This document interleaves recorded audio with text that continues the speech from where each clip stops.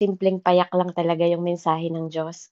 At last week, ano po, pinag-uusapan natin yung purpose and calling, pinag-uusapan natin yung God's voice, 'di ba?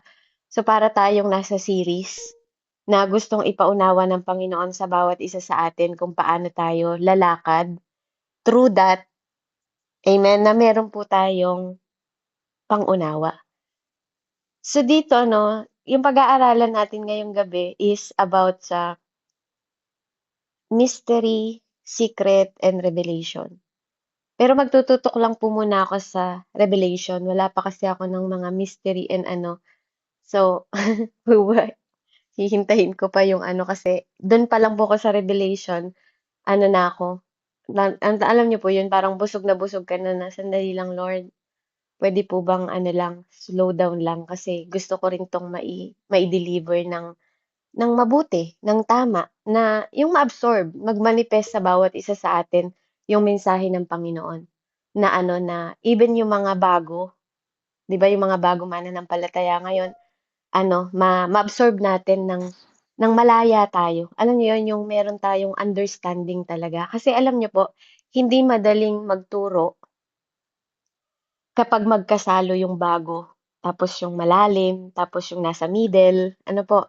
Kaya it is wisdom of the Lord lang din po na nagwo-work sa bawat buhay natin kung paano natin i-deliver yung mensahe. And I thank God kasi nagpapadala ang Panginoon ng mga tao na makakatuwang natin sa gawain, 'di ba? Na sometimes nahihirapan po kasi akong mag-deliver ng Tagalog na Tagalog. Alam niyo 'yun? And then nagpapasalamat ako kasi si Ate Meds, ang galing niya mag-deliver ng Tagalog na Tagalog. Alam mo 'yun, yung parang purong Tagalog, yung hindi ko po kaya 'yun, eh. Minsan hirap ako kasi siguro dahil nandito ako sa US, na po, nahihirapan ako minsan na parang 'pag nasasanay ka na kasi na ang kausap mo mga ano, 'di ba, ang hirap kong isipin yung Tagalog nito, yung gano'n. Nahirapan po ako unlike na 'di ba 'pag nasa Pilipinas ka, ano, dahil yun yung lagi mong ginagamit, yun yung lagi mong sasalitain, 'di ba? Kung nasaan kang teritoryo, 'di ba, dun ka magaling, parang gano'n yung language, 'di ba? Para din po 'yan sa spiritual, amen. So, kung ano yung mina-master mo, dun ka rin ano, dun din yung ano mo, yung regalo mo, parang dun kung saan mo ina-align yung ano mo, yung iyong gifting, 'di ba? Kung saan ka nagde-desire, dun ka dadalhin ng Diyos. Amen. So, dito para tayong binibigyan ng prophetic warning ni Lord, amen, on how to, 'di ba, yung sa mga seeker. 'Pag sinabing seeker, sa mga naghahanap sa kanya. Kung bakit kayo nagkakaroon ng excitement, 'di ba? Hindi dahil si Sis Beb yung magmemensahe, kundi dahil maririnig niyo ulit yung ano, yung gustong ipahayag ng Panginoon. Amen. At ano po, dito patuloy tayong wina-warningan ng Lord. Patuloy niya tayong pinapaalalahanan, paano ba tayo tatakbo? Paano ba tayo lalakad? Amen. So napakahalaga po ano mga kapatid na kapag ikaw tumanggap sa Panginoon, kailangan alam mo yung kapanawagan natin. Kasi hindi po pwede kang malito sa kapanawagan mo. Kasi iisa lang ang calling, iisa lang ang ano, ang iisa lang ang purpose, I mean. Marami kasi tayong kapanawagan. Iba-iba lang na anointed ka sa ganito, 'di ba? Anointed ka sa yung iba po anointed sa deliverance, anointed sa pagtuturo, anointed sa yun yung anointing. Yung anointing po, katulad ng sabi ko, hindi 'to kapangyarihan. Ito ay separation kung saan ka tinawag ng Diyos. Amen? Ito yung anointing na dito ka dinala ng Panginoon kasi dito ka niya gagamitin. Amen? So meron namang in-anoint ang Lord na temporary ka lang gagamitin pero hanggang dun ka lang. Kaya nga kung mababasa niyo yung Bible at titingnan niyo si Nebuchadnezzar ginamit niya, si Pharaoh ginamit niya, pansamantala lang yung mga yun. Amen? Dahil lang meron lang silang gagampanan. 'Di ba? Si Cyrus, the king, my anointed one, sabi niya gano'n. 'Di ba? Hindi yun mananampalataya. Pero dahil gagamitin ng Lord sa separate na assignment, 'di ba? Inanoint niya. Yan po yung anointed. Anointing is not power. Kaya kapag nagpe-pray po, naririnig ko yung iba, Lord, double double anointing. 'Di ba? Ganun yung prayer ng iba. Bigyan niyo po siya ng double anointing. Kung babasahin niyo po yung Bible, wala namang tinatawag na double anointing. Kasi si Isaiah, ang binigay kay Isaiah, ni Elijah kay Isaiah is double spirit, hindi double anointing. Wala pong double anointing. Amen? Ano po, kasi hindi namatay si Elijah, mga kapatid. Umakyat lang siya, 'di ba? Para siyang si Enoch. Kaya yung spirit niya pumunta kay Elijah, ay kay Elisha. Hindi po double anointing. Amen? Double spirit 'yon. Kung babasahin niyo po, balikan niyo po, then i-correct niyo ako kung mali ako. Tatanggapin ko po 'yon. Pero pag-aralan niyo po mabuti.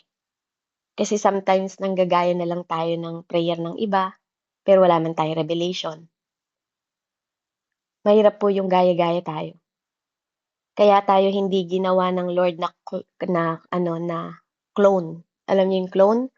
Yung ginagaya mo yung isa, 'di ba? Hindi yun yung disenyo ng Diyos sa atin. Hindi niya tayo dinesign na manggaya ka. Hindi gano'n. Hindi gano'n. Kaya nga ang disenyo ng Lord is sabi niya, "Follow me, be Christ-like." Hindi maging katulad ni pastor, hindi maging katulad ng leader ninyo, hindi maging katulad ni Sis Beb o ni Nanay Andrea, 'di ba? Ang sinasabi ng Lord sa atin, be like Him, 'di ba? Maging Christ-like tayo kaya sundan natin siya. Kaya sometimes may mga mananampalataya na nadi-drift away, naliligaw sila kasi ang paningin nila nasa pastor nila. Ang paningin nila nasa leader nila. Ang paningin nila nasa earthly. Amen? Darating na si Lord. Andiyan na yung mga kalamidad, 'di ba? Pero nakalimutan nating tumingin sa heaven.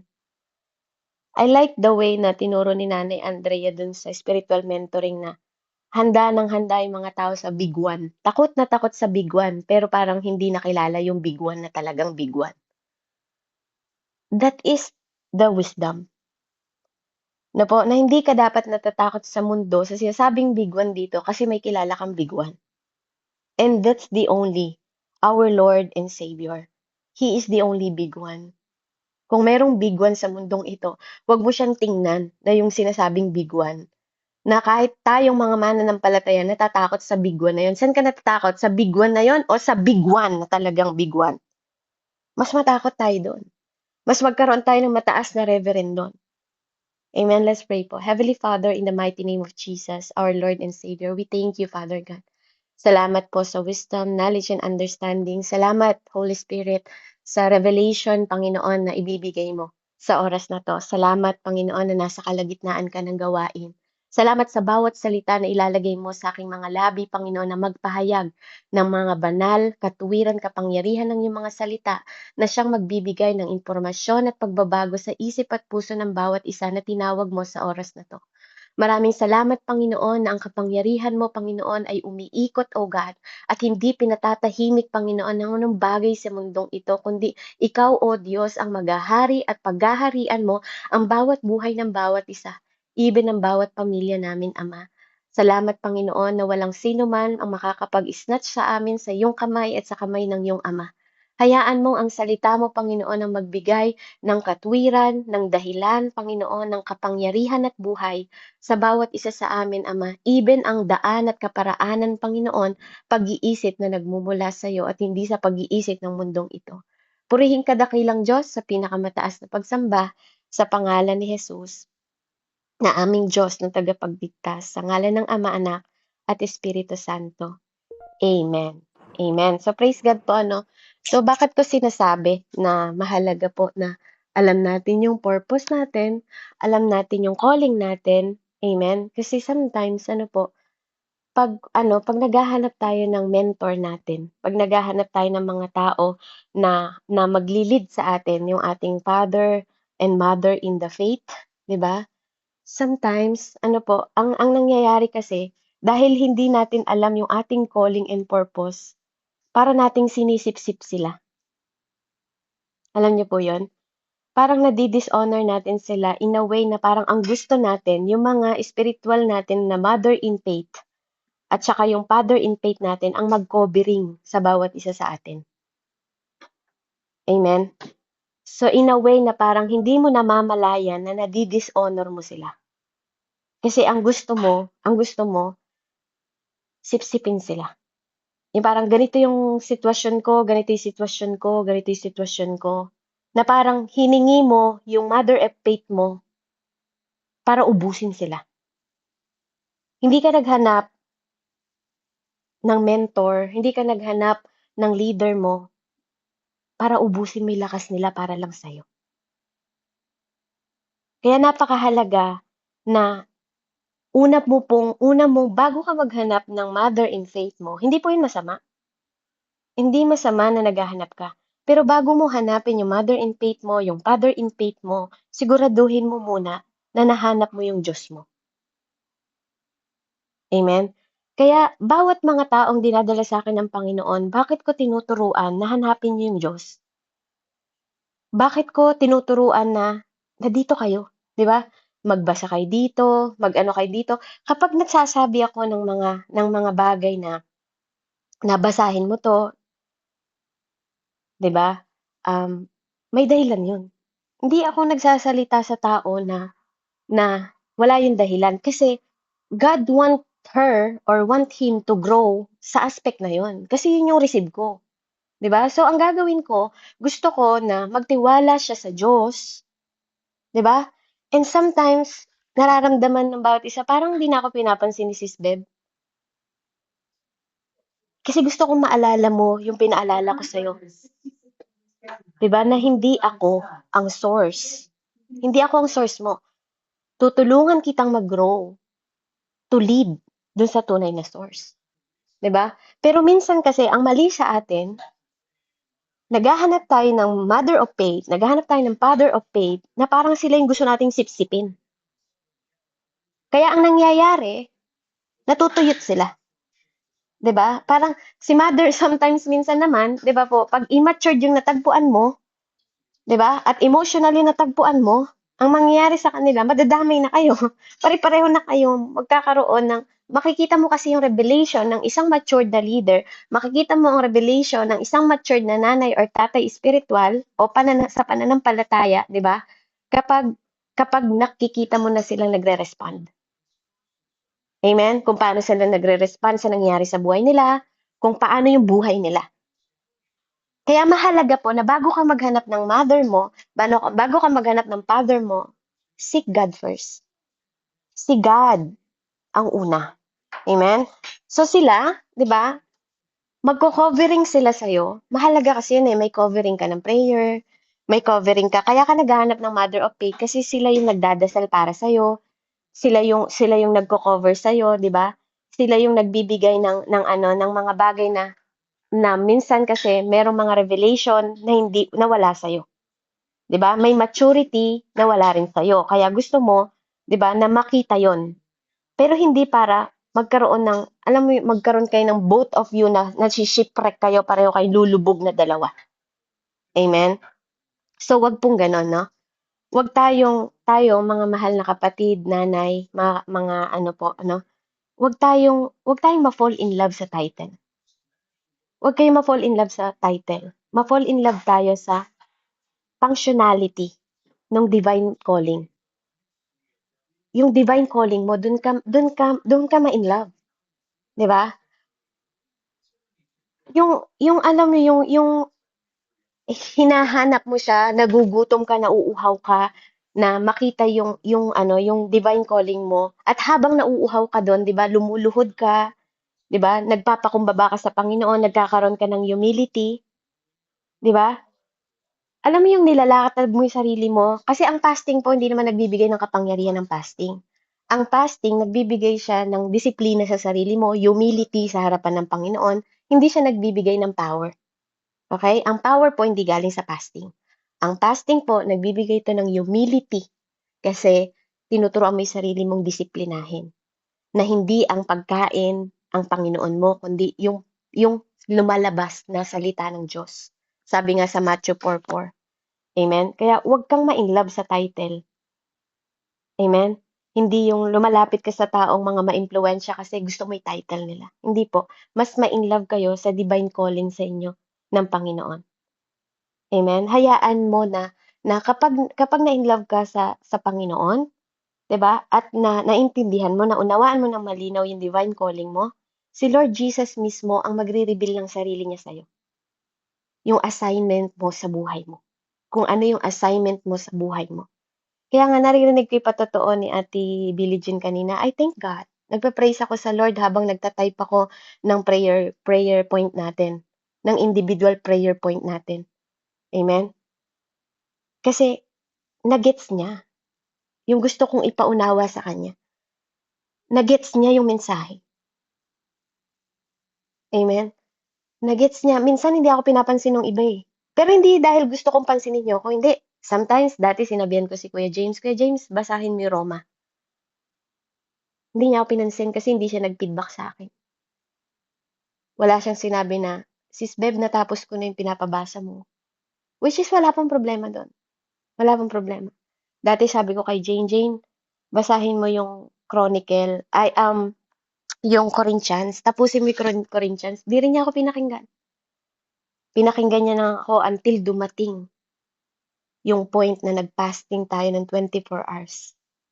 Mismo siya ang tinalaga ng Panginoon na basahin yun. Hindi dahil sinabi ko. Kasi yun talaga yung kapayagan ng Panginoon sa kanya. Para sa kanya yun. And sabi niya, Sis Beb, sorry kasi inignore niya yung sinabi ko na yun.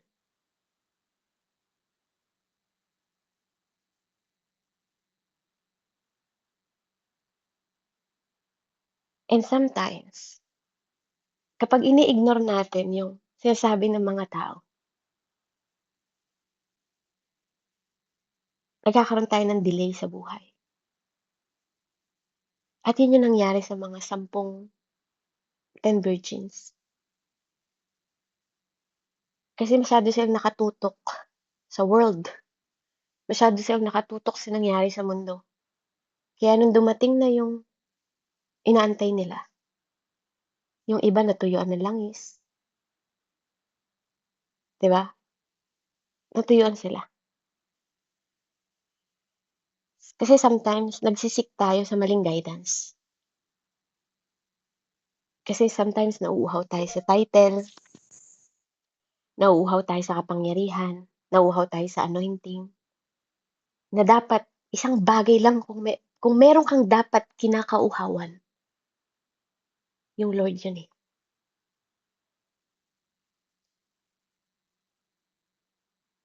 Amen? Kaya napakahalaga po na wag tayong mag-pursue ng titles. Mag-pursue tayo ng purpose. Wag tayong mag-desire ng recognition ng tao. Ma-recognize ka, mapasalamatan ka, mapuri ka. Hindi yun eh. Dapat mag-desire tayo ng more revelation ng Diyos. Sabi ng iba, wala ng revelation. But there's revelation. Meron tong revelation. Kasi hindi mo maunawaan ng malalim yung salita ng Panginoon pag wala kang wisdom ng revelation ng God. Amen? Kasi kung si Tatay Moises, 'di ba? Ang hawak lang niya yung kanyang tungkod, 'di ba? At walang revelation si Lord sa kanya. Hindi niya magagamit ng maparaan yung tungkod niya without the revelation of God. Amen? 'Di ba po? Parang walang halaga sa mata natin, pero ang sabi ng Lord sa kanya, Moises, ano yung nasa kamay mo? 'Di ba? Yung tungkod na walang buhay. Pero nung tinapon niya sa sahig, nagkaroon ng buhay. 'Di ba? Yung tungkod lang para sa mata mo, pero nagbiyak, 'di ba? Ginamit para magbiyak, ginamit niya yung pag-ibin sa labanan, tinataas niya yung tungkod na yun, pag binababa niya, natatalo sila. Anong kinalaman ng tungkod na yun, 'di ba? Pero iyon yung ginamit na paraan ng Panginoon. There is revelation na ginamit ang Panginoon.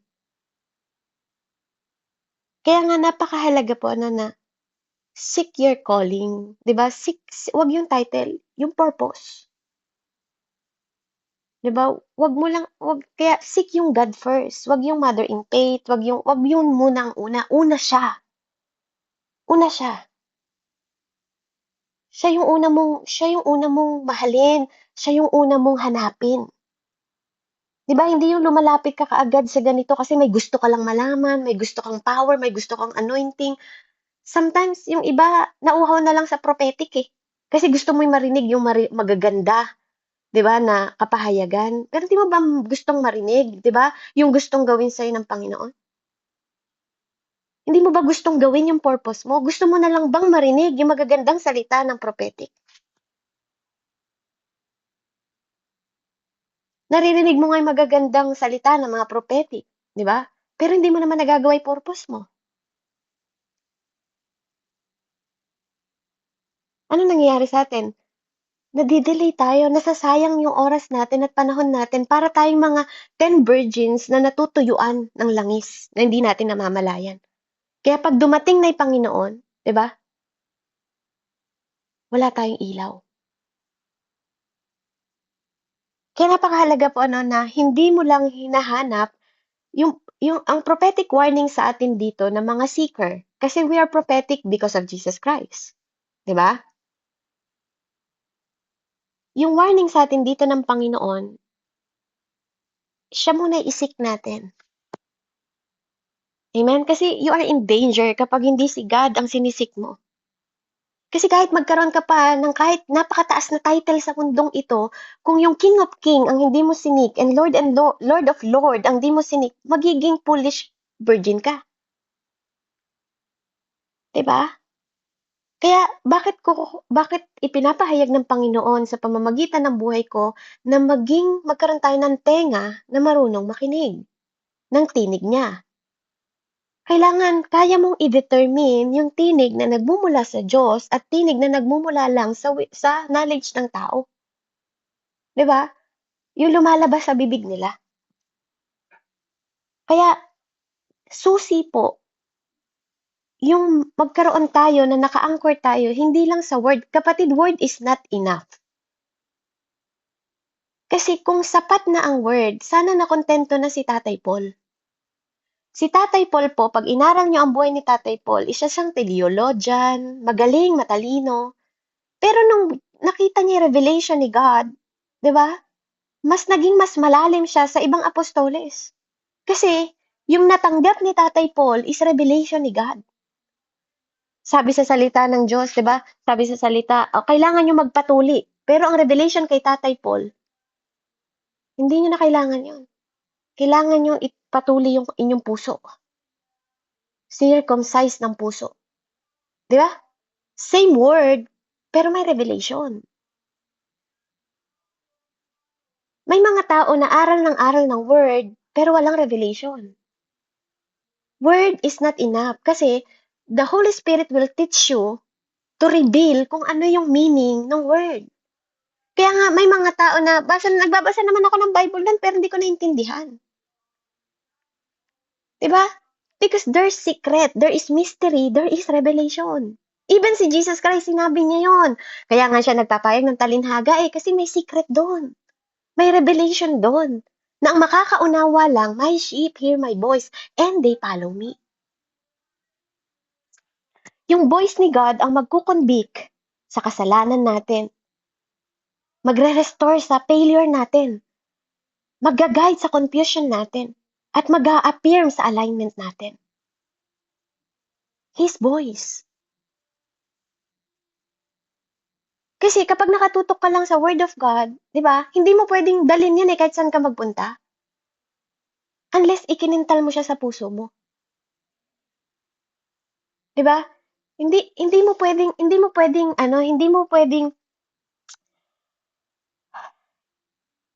yung revelation ng word, kapag nagkaroon ka ng failure, di ba, nagbibigay yun ng restoration sa'yo ng lakas.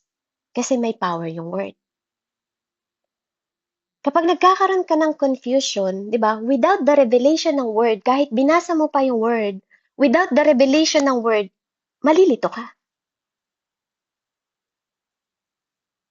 Amen? Kapag walang affirmation or kasiguruhan or confirmation ng Panginoon na naka-align sa kanyang revelation, even in silence,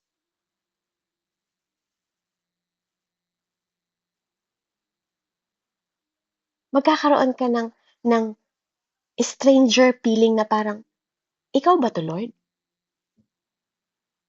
O ako lang ba to, Lord? 'Di ba? Nalilito ka kung ano yung condemnation and nalilito ka kung ano yung correction. Nalilito ka sa word na disiplina, nalilito ka sa word na conviction, 'di ba? Kasi hindi naka-align, 'di ba? Yung iyong posture sa Panginoon. Kasi iba yung hinahanap mo na dapat siya yung hinahanap mo. Kaya pag siya ang hinanap mo, tingnan niyo, nakikita niyo ngayon yung purpose ninyo na ang purpose para natin is to win soul. Hindi po yun magbabago, mga kapatid.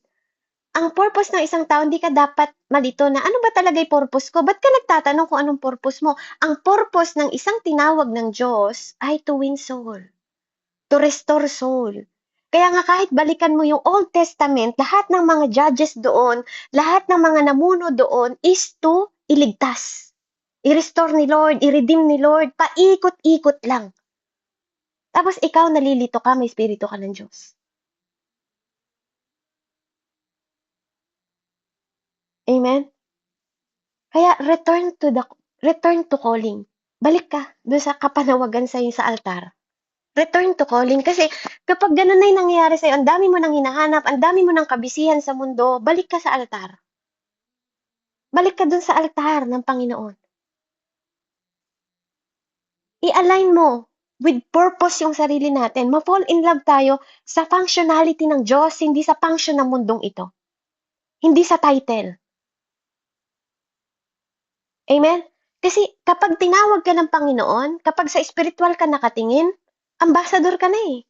Tagapagmana ka na eh, prinsesa ka ng Diyos o prinsipe ka ng Panginoon. Anak, yun palang title na eh.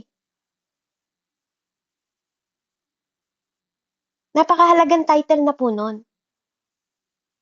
Kaya kapag nakita natin yung alignment natin sa purpose natin, sa calling natin, sa love natin kay Jesus, sa love natin, di ba? Hindi sa title, hindi sa kapangyarihan, hindi sa kahit ano. In that place, sa lugar na yon, ng calling mo, ng purpose mo, ng pagmamahal mo sa Diyos, doon mo mararanasan na marinig yung tinig niya ng malinaw, ng walang confusion. Yung constant siya. At doon mo mararanasan yung transition ng dimension, ng another dimension. Kasi God want you to become productive. Hindi gusto ng Lord na, okay ka na ba? Na nakakarinig ka lang ng propesiya? Hanggang doon ka na lang ba? Okay ka na ba na nakikinig ka lang ng pahayag ng ibang tao? Ayaw mo bang maging productive? Ayaw mo bang magamit sa kingdom ng God? Kasi hindi gusto ni Lord yung hindi ka nagiging productive. Lalo na kapag binibigyan tayo ng regalo ng Panginoon. Sabi po sa Isaiah 30:21. Isaiah 30, verse 21. Saan man kayo pumaling, sa kaliwa o sa kanan, maririnig ninyo ang kanyang tinig na nagsasabing ito ang daan. Dito kayo lumakad.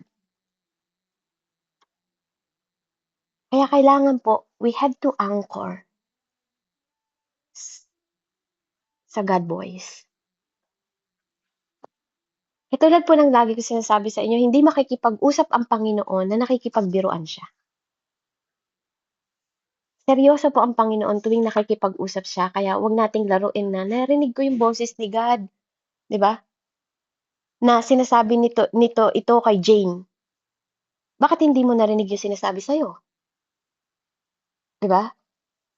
Narinig ko yung tinig na Diyos, false prophet daw yan, wag daw akong makinig sa kanya. Tama yung discernment ko eh. Bakit nakinig ka muna bago mo nakita yung katotohanan? 'Di ba? Kung talaga naririnig mo yung Diyos. Bakit pinakinggan mo muna? Tapos sasabihin mo, tama yung discerning mo. Ang discernment po is mine ng God. Hindi to laro. Hindi to hulaan. Amen? Hindi ka po nanghuhula. Huwag mong laruin. Kasi pwedeng ito ang magdala sa'yo sa danger. Amen? Sabi po sa Matthew 25,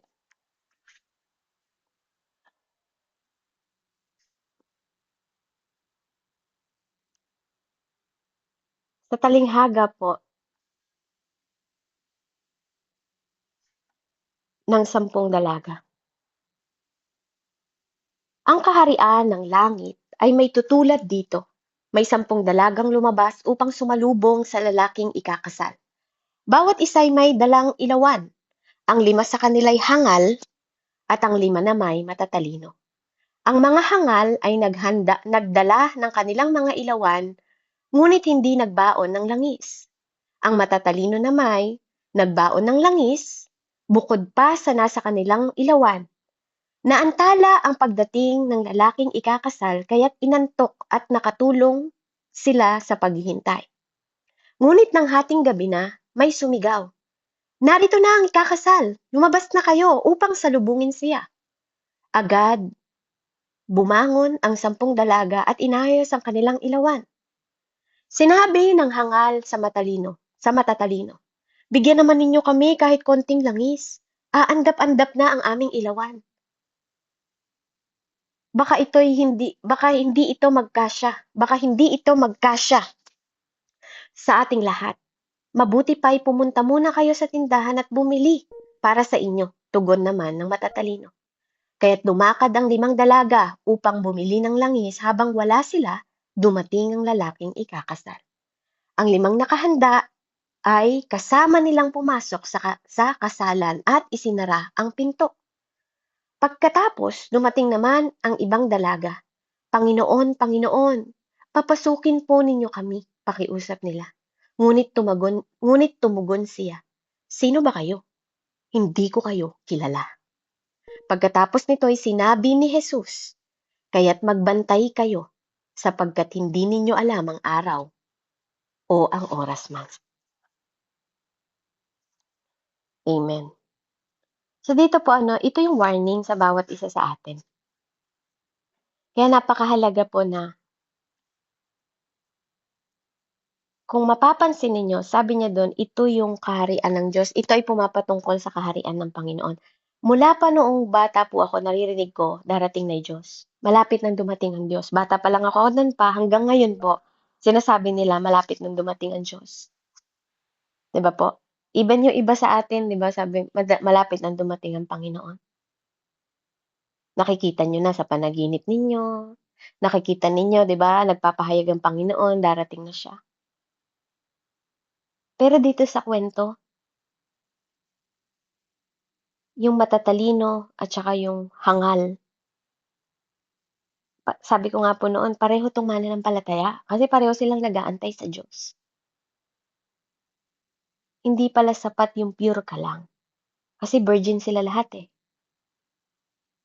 Amen? So napakahalaga po na ang daming nagsasabi na darating ng Diyos, pero yung 10 na yon walang naghihintay.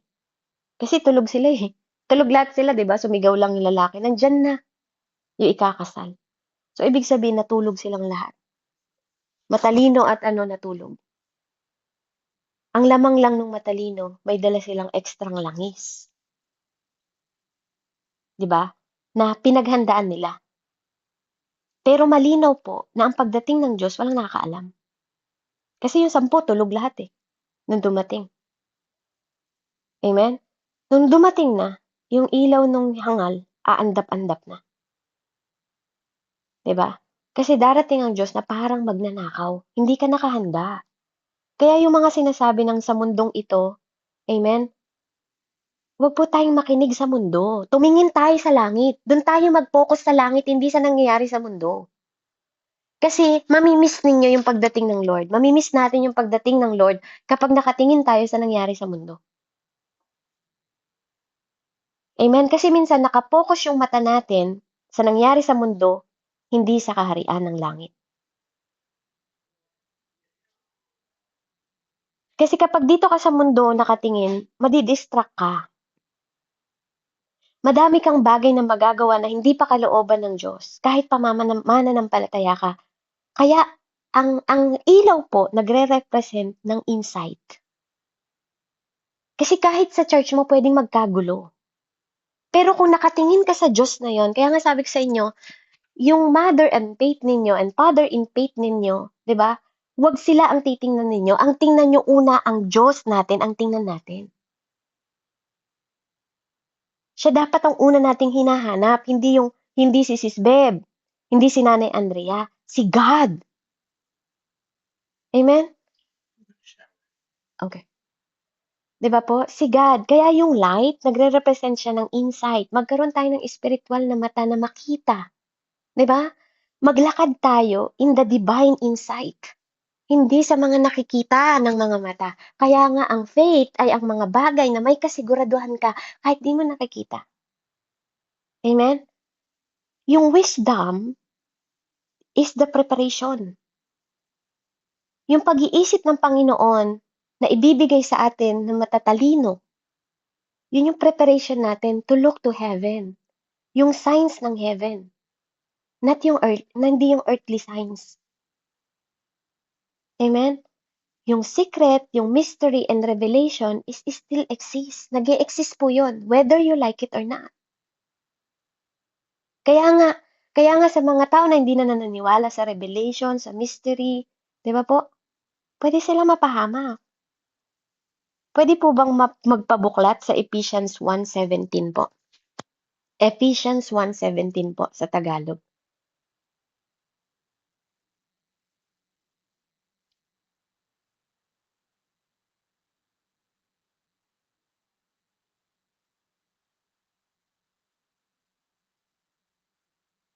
Yan, sabi po dito sa Efeso 1 verse 17. Itinadalangin ko sa Diyos ang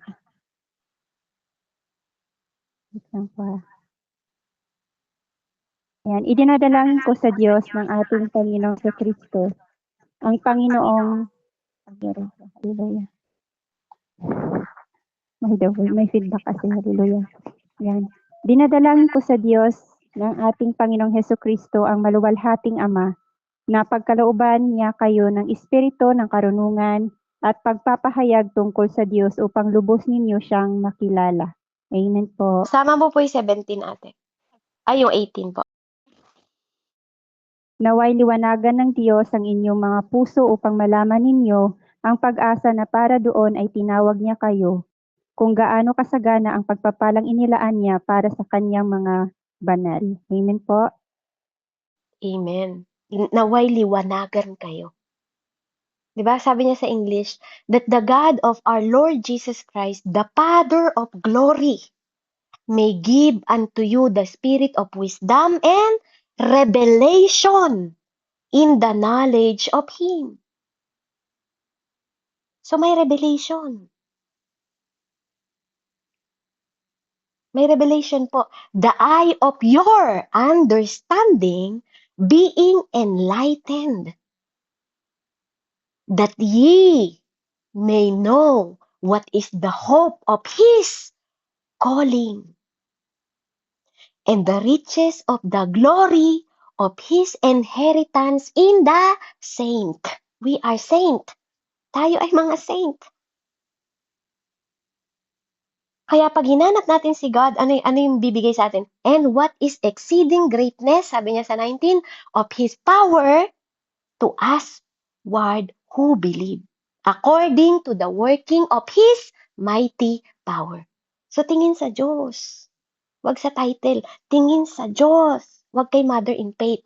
Tingin sa Diyos. Wag kay pastor. Tingin sa Diyos, wag sa church.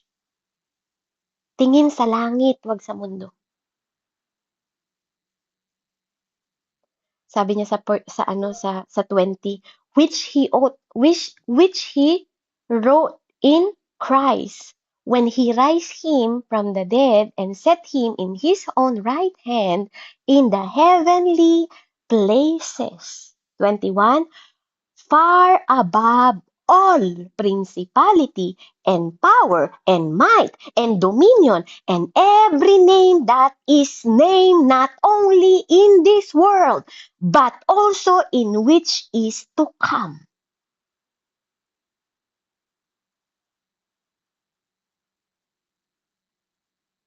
Sa Diyos po tayo tumingin. Kaya yung revelation, it's not just the truth. Hindi lang ito yung truth. Revelation is not the truth. Revelation reveals the truth. Magkaiba yon. Hindi lang siya, ang revelation, hindi lang ito yung katotohanan. Nagre-reveal ito ng katotohanan. Okay? Parang sinabi, let there be light. Di ba? Nandun na ilaw. Inispeak na lang ni Lord. Nagigets niyo po? Nandun na ilaw. Bubuksan na lang. Parang yung sa bahay po ninyo, nandyan na ilaw.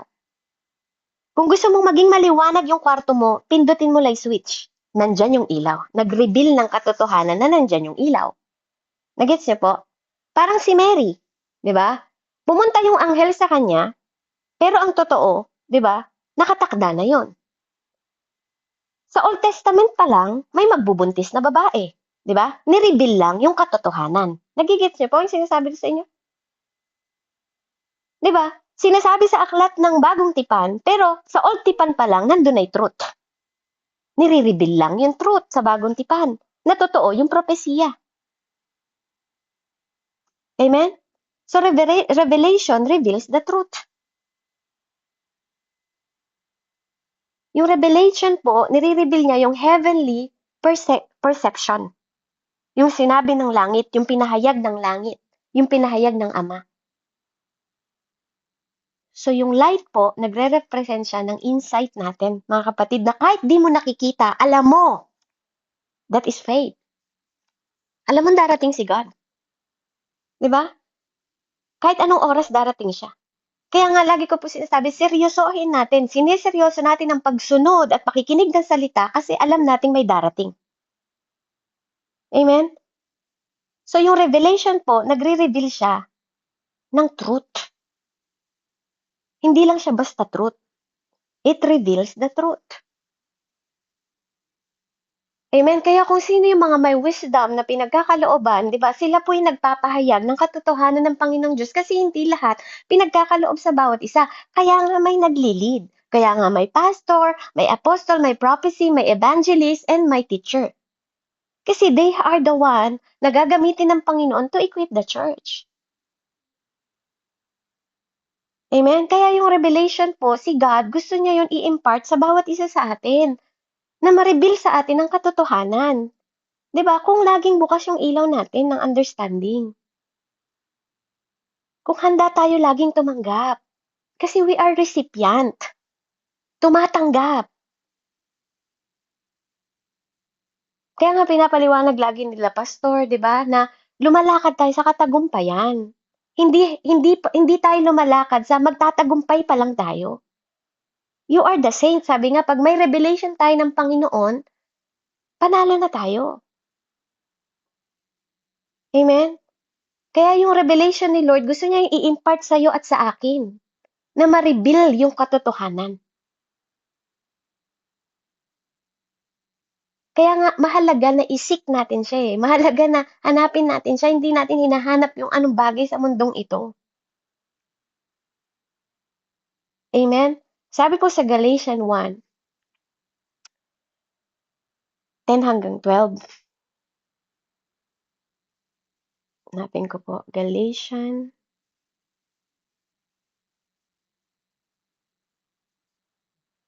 Sabi niya po dito, verse 10, bakit ko sinasabi ito? Dahil ba sa nais kong mapuri ng tao? Hindi. Ang papuri lamang ng Diyos ang tangi kong hinahangad. Sinisikap ko bang magbigay lugod sa tao? Hindi.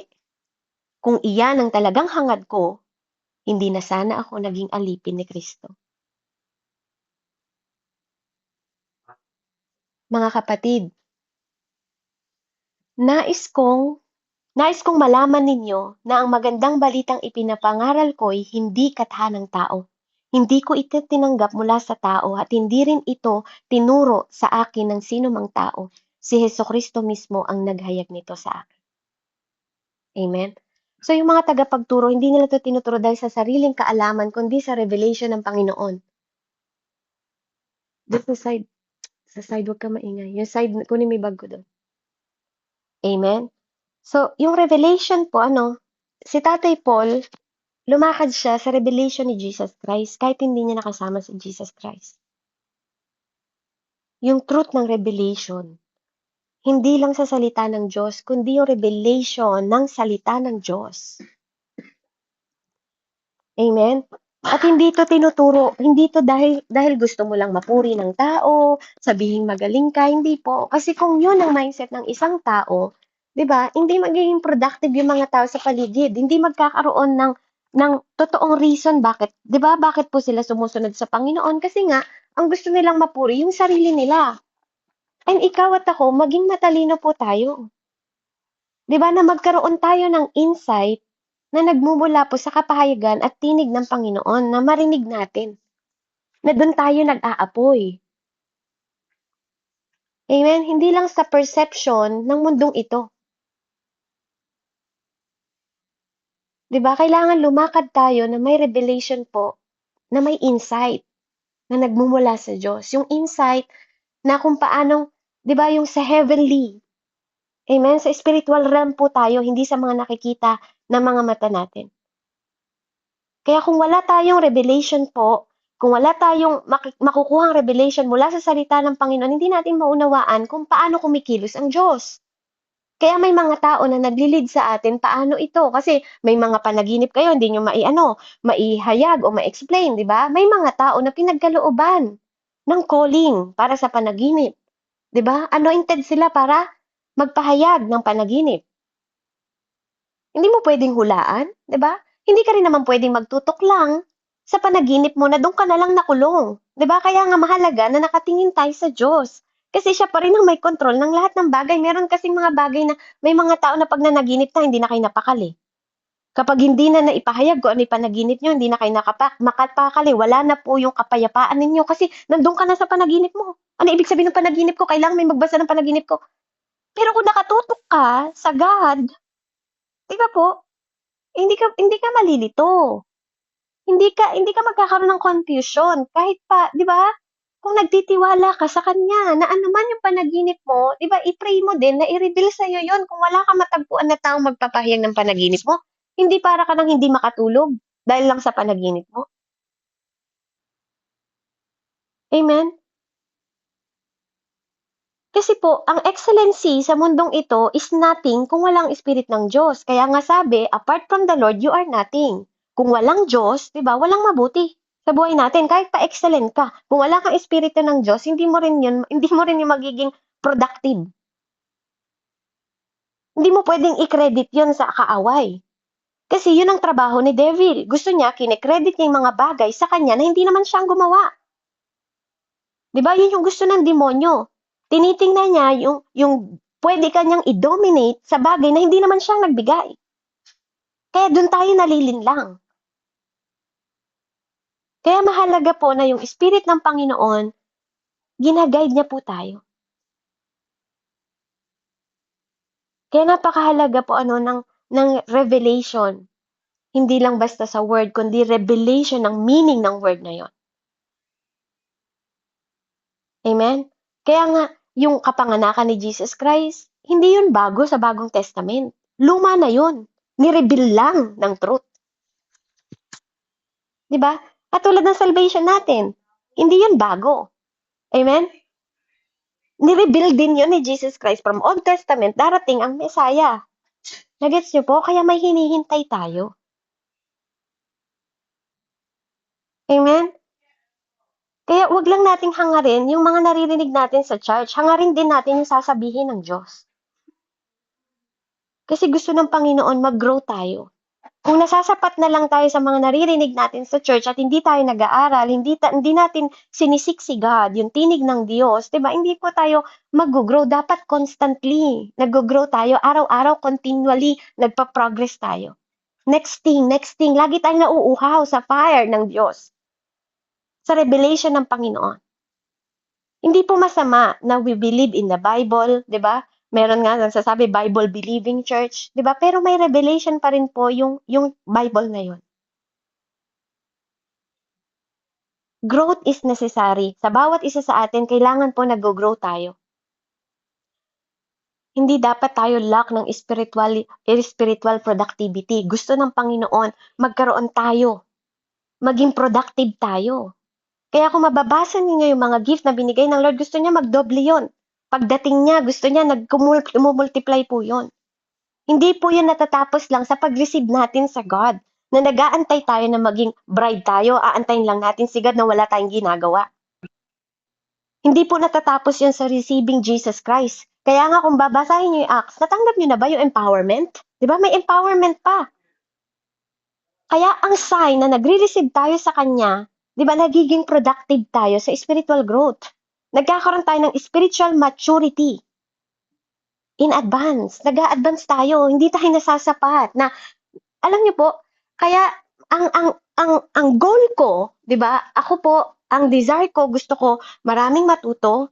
Hindi ko gusto na manatili lang kayo sa online, 'di ba? Gusto ko nag-grow kayo kaya nga pag may nagpapaalam na may gagawin kami sa church, masaya po ako doon kasi bakit nagiging productive kayo?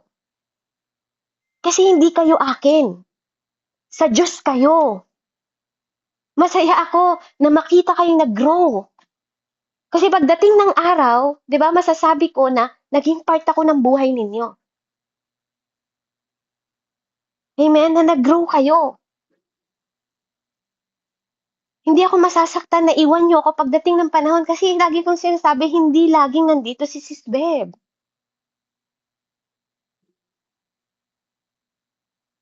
'Di ba?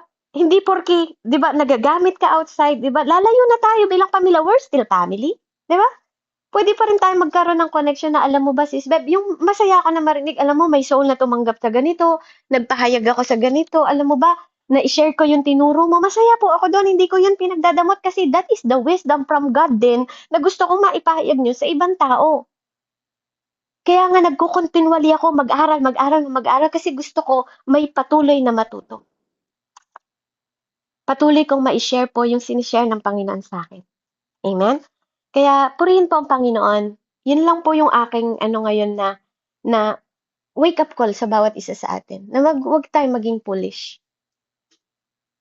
Amen? Na mukha tayong nag-aantay pero pag dumating si God, hindi pala tayo handa. Kasi darating ang Lord na parang magnanakaw. At wag sanang dumating sa panahon tayo na parang antay tayo ng antay sa pagdating ni God pero hindi pala tayo totoong nakahanda. Mas nagiging alipin tayo ng katawan natin, mas nagiging alipin tayo ng nangyayari sa mundo, mas nagiging alipin tayo ng problema natin, imbes sa promises ng Panginoon, sa plano ng Panginoon, sa kagandahang loob ng Panginoon, sa mercy ng Panginoon. Amen? Doon tayo dapat nabubuhay. Amen? Pero kung nagiging alipin tayo ng bagay sa mundong ito, at nawawala, nadidelay tayo, dahil naiaanad tayo ng papalayo, 'di ba? Baka dumating ang panahon na mapagsaraduhan din tayo ng pintuan. Na mukha ka lang nag-aantay, pero ang totoo hindi ka pala nakahanda. Take it seriously. Kasi baka saran din tayo ng pinto at sabihin ng Panginoon sa atin, sino ka? Hindi kita kilala.